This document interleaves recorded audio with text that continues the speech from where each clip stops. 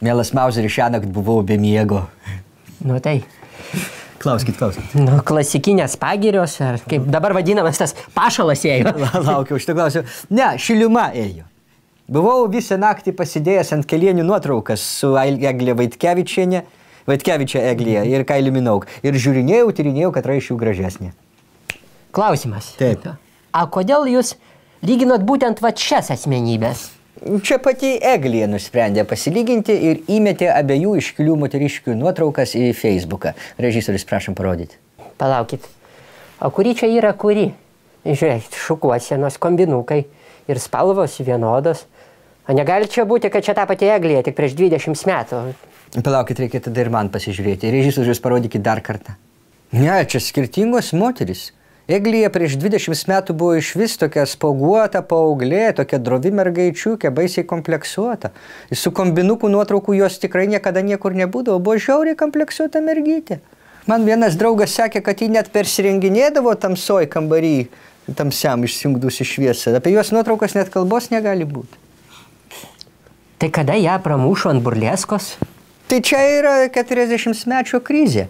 Vyrai, pavyzdžiui, tokiais atvejais užsilipa ant Harley Davidsono ir vibruoja savo kapšą, o moteris, kaip sakant, įsispraudžia į trigubai mažesnį korsetą ir liumpsi savo liumpsintuvais.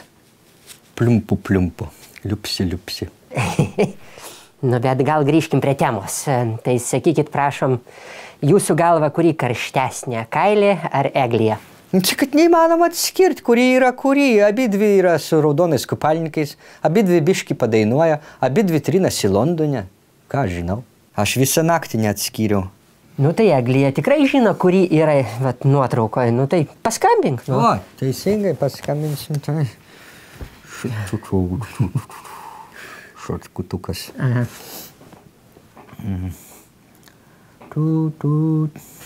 Niekaip negaliu pripratyti.